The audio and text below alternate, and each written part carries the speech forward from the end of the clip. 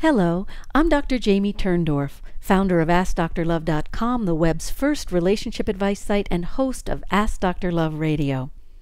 When I was a young girl, I had a vision of the man I would one day marry, so I waited for him to appear, and he did appear on the first day of my freshman year at Vassar College. I never believed in love at first sight till I walked into his office. Jean was the most beautiful man I'd ever seen, not just physically. He radiated such inner beauty, kindness, and gentleness. Suddenly, I felt my soul shooting through a tunnel to the end of my life when I received the message that he would be everything to me one day. I soon learned that for most of his life, Jean had been one of the most famous Jesuit priests in history. A religious pioneer who taught at the Vatican, he launched to international fame when he publicly opposed the Pope and the Catholic Church's attempts to block the legalization of divorce. Soon after, the Pope granted him the dispensation of his vows, and he left the Jesuit order and the priesthood and was recruited by Vassar. 4 years after our first meeting, I needed help with the statistics for my senior thesis, and he cheerfully gave me his time, and we soon fell madly in love.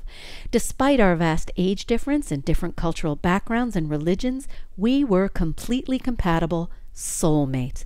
Jean remained my loyal and beloved supporter at every moment of our 27 years together. I asked him once, "How can you give me so much?" And he said, "I just love you, Jamie." Then we departed for summer vacation in Sperlonga, Italy. Perched high upon rocky cliffs, the whitewashed fortified walls of this ancient Roman resort town towered majestically above the endless blue blanket of the bay below. After days of rain, the sky finally cleared and we headed to the beach. As we were talking, a bee swooped down and stung his left palm. "We have to get to the hospital," he managed. "I can't breathe." I could hear him struggling for air. Fluid was rattling in his lungs, rising like a deluge that threatened to drown him. I sped along the road, mumbling something, anything that might reassure him. "You have what babies get," I babbled. "It's like the croup. Don't worry. The hospital will help you." "I love you," I said, with all the conviction my heart could hold. He said, "I love you." These were the last words he ever spoke before he slipped into unconsciousness and his heart stopped. Back in the hotel room, I collapsed onto the bed. The sound of his suffocating droned in my head like an endless stutter. Etched into my brain was the image of my sweet love's beautiful face turned scarlet. The pain in my heart seared my chest. My ears felt as if they would rupture from the sound of my pounding heart.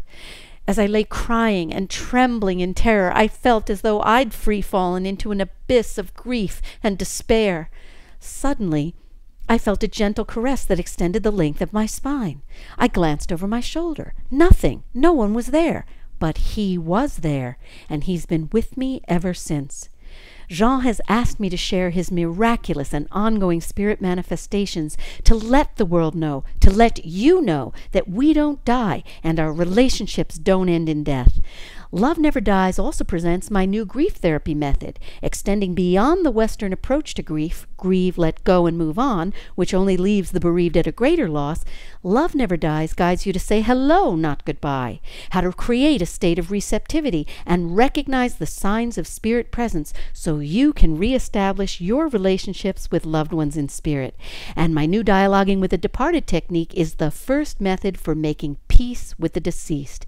I'm so excited to share Love Never Dies with you so that you too can reconnect and transform your grief to joy.